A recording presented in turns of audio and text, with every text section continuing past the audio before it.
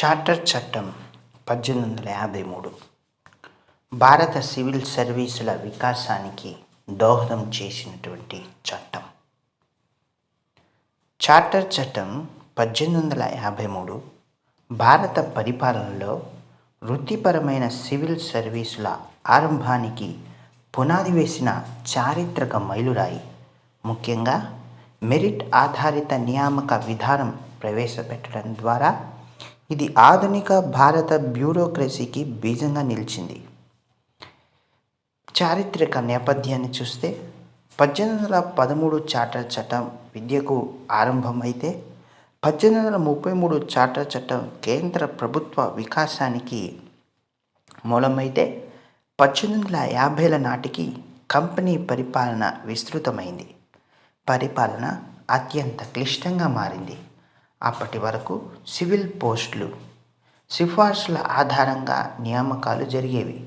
ఫలితంగా అవినీతి, అర్హత లేని అధికారులు, పరిపాలన అసమర్థత, ఈ లోపాలు 1853 చట్టానికి దారితీశాయి.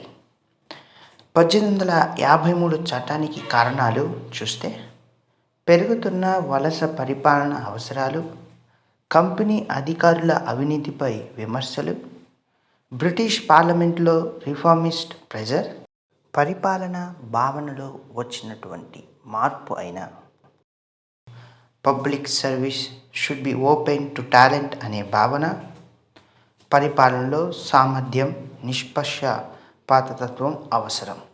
1853కి ముందు సివిల్ సర్వీసుల స్థితి: నియామకం సిఫార్సుల ఆధారంగా జరిగేది. పోటీ పరీక్షలు లేవు. అర్హత ప్రమాణాలు స్పష్టత లేదు. బ్రిటిష్ నియంత్రణ అనేది సంపూర్ణంగా ఉంది. భారతీయుల ప్రవేశం దాదాపు లేనట్టే. ఇది ఒక క్లోజ్డ్ ఎలైటిస్ట్ సర్వీసెస్గా ఉండేది.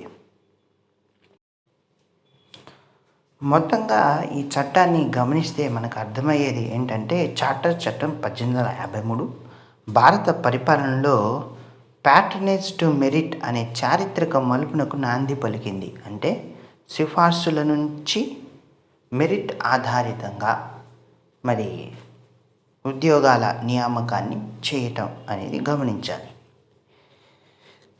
చార్టర్ చట్టం 1853 ముఖ్య నిబంధనలు ఏంటి? సివిల్ సర్వీసెస్లకు ఓపెన్ కాంపిటేటివ్ ఎగ్జామినేషన్ ప్రవేశం. తొలిసారిగా సిఫార్సుల విధానానికి ముగింపు పలికి ప్రతిభ ఆధారంగా రాత పరీక్షల ద్వారా నియామకాలు జరిగాయి. ఇది ఆధునిక ఐఏఎస్, ఐపీఎస్ విధానానికి పూర్వరూపం. ఇది భారత సర్వీసుల్లో మెరిటోక్రసీ ఎరాకు ఆరంభం. Directors court of directors nomination హక్కుల రద్దు. ఈస్ట్ ఇండియా కంపెనీ ఇకపై నేరుగా అధికారులను నియమించే అధికారం కోల్పోయింది. నియామకాలు పూర్తిగా పరీక్షల ఆధారంగా జరగటం మొదలయ్యాయి. కేంద్ర శాసనసభ కార్యనిర్వాహక విభజన. ఇందులో ముఖ్యంగా గమనించాల్సింది, ఈ చట్టం వల్ల గవర్నర్ జనరల్ కౌన్సిల్ను ఎగ్జిక్యూటివ్ వింగ్ అండ్ లెజిస్లేటివ్ వింగ్గా విభజించారు. ఇది పవర్ సపరేషన్స్కు మొదటి అడుగు. అదనపు శాసనసభ్యుల ప్రవేశం. గవర్నర్ జనరల్ కౌన్సిల్కు అడిషనల్ మెంబర్స్ అంటే నాన్ అఫీషియల్ ఇంకా యాడ్ అవ్వటం జరిగింది. కంపెనీకి నిర్ణీత కాల పరిమితి రద్దు. ముందు చార్టర్లా 20 సంవత్సరాల పరిమితి విధించలేదు. అంటే కంపెనీ పరిపాలన నిలకడగా కొనసాగుతుందని భావించారు. కానీ 1857 తిరుగుబాటు తర్వాత 1858లో కంపెనీ పాలన ముగిసింది. ఇక్కడ ఫ్లో చార్ట్ చూస్తే ప్యాట్రనేజ్ సిస్టమ్ బిఫోర్ 1853 ఉండేది. చార్టర్ యాక్ట్ 1853 రావటం, ఓపెన్ కాంపిటేటివ్ ఎగ్జామినేషన్స్ ఆరంభం అవటం, దాని ద్వారా మెరిట్ బేస్డ్ రిక్రూట్మెంట్ జరిగింది. ఇది ఫౌండేషన్ ఆఫ్ మోడర్న్ సివిల్ సర్వీస్గా నిలిచింది. 1853 ద్వారా సివిల్ సర్వీసుల్లో వచ్చిన మార్పులేంటి? ప్రతిభా ఆధారిత నియామక విధానం జరిగింది. అధికారుల నాణ్యత పెరుగుదల, వృత్తిపరమైన పరిపాలన ఆరంభం, పరిపాలనలో సామర్థ్యం పెరగడం, అవినీతి, స్వజన పోషణ తగ్గింది. భారత సివిల్ సర్వీసుల వికాసంపై ప్రభావం. వృత్తిపరమైన బ్యూరోక్రసీకి పునాది. అండ్ 1853 తర్వాత అధికారులు శిక్షణ పొందిన న్యాయ ఆర్థిక పరిపాలనా నైపుణ్యాలు కలవారయ్యారు. పరిపాలన సామర్థ్యం పెరుగుదల, మెరిట్ ఆధారిత వ్యవస్థ పాలన నాణ్యతను పెంచింది. ఆధునిక ఆల్ ఇండియా సర్వీసెస్కు మూలం. ఇండియన్ సివిల్ సర్వీస్ నేటి ఐఏఎస్కు పునాది. మరి ఈ చట్టం యొక్క ప్రాముఖ్యతలు ఏంటి? భారతదేశంలో మెరిట్ బేస్డ్ సివిల్ సర్వీసెస్కు తొలి అడుగు, సిఫార్సు పరిపాటి అంతం, వృత్తిపరమైన పరిపాలన ఆరంభం, ఆధునిక బ్యూరోక్రసీకి పునాది, 20వ శతాబ్దపు పాలనా సంస్కరణలకు దారి. అయితే పరిమితులు, లిమిటేషన్స్ ఏంటి ఈ చట్టం వల్ల? పోటీ పరీక్షలు మొదట్లో ఇంగ్లాండ్లో మాత్రమే జరిగాయి. భారతీయులకు వాస్తవ అవకాశాలు చాలా తక్కువ. ఉన్నత సివిల్ పోస్టులు ఇంకా బ్రిటిష్ అధీనంలోనే. ప్రజాస్వామ్యం నియంత్రణ లేదు. సేవలు వలస పరిపాలన ప్రయోజనాలకే పనిచేశాయి. చారిత్రక మూల్యాంకనం, హిస్టారికల్ ఇవాల్యుయేషన్ ఏంటి? చట్టాన్ని చూస్తే ఏమర్థమవుతుంది? చార్టర్ చట్టం 1853ను చూసినట్లయితే పరిపాలన కోణంలో అత్యంత ప్రగతిశీల చట్టం.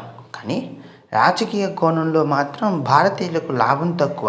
అయినప్పటికీ ఇది ఆధునిక భారత సివిల్ సర్వీసుల మూల స్తంభంగా నిలిచింది. 1853 చార్టర్ యాక్టు మరియు ఆధునిక భారత సివిల్ సర్వీసుల మధ్య లింకేజ్ చూద్దామా? 1853లో ఉన్నటువంటి ఓపెన్ కాంపిటీషన్ నేటికి ప్రతిబింబం ఎలా అయిందంటే, యూపీఎస్సీ పరీక్షల్లాగా మెరిట్ బేస్డ్ సెలక్షన్స్ ద్వారా అప్పుడు మెరిట్ బేస్డ్ సెలక్షన్ జరిగితే అదే ప్రాసెస్లో ఇప్పుడు ఎలా ప్రతిబింబిస్తుందంటే ఐఏఎస్, ఐపీఎస్, ఐఎఫ్ఎస్లను మెరిట్ బేస్డ్గా సెలక్షన్ చేస్తున్నారు. ప్రొఫెషనల్ బ్యూరోక్రసీ అనేది అప్పుడు ప్రారంభమైతే ఇప్పుడు అదే ఏ రూపంలోకి వెళ్ళిందంటే ఆల్ ఇండియా సర్వీసెస్గా వెళ్ళింది. సెంట్రలైజ్డ్ కంట్రోల్ అనేది ఎక్కువ పెరిగింది వీటి వల్ల. అయితే ఇప్పుడు అది ఏ రూపంలో ఉందంటే యూనియన్ పబ్లిక్ సర్వీసెస్ లాగా ఉంది. ఇక ముగింపు కొద్దాం. చార్టర్ చట్టం 1853 భారత పరిపాలనలో సిఫార్సుల యుగాన్ని ముగించి ప్రతిభ ఆధారిత సివిల్ సర్వీసుల యుగాన్ని ప్రారంభించిన చారిత్రక మైలురాయి. ఇది నేటి ఐఏఎస్ వ్యవస్థకు బీజారోపణగా మారి భారత పాలనా వ్యవస్థను వృత్తిపరమైన దిశగా మలిచింది. అందుకే దీనిని ఫౌండేషన్ ఆఫ్ మోడర్న్ ఇండియన్ బ్యూరోక్రసీగా విశ్లేషిస్తారు.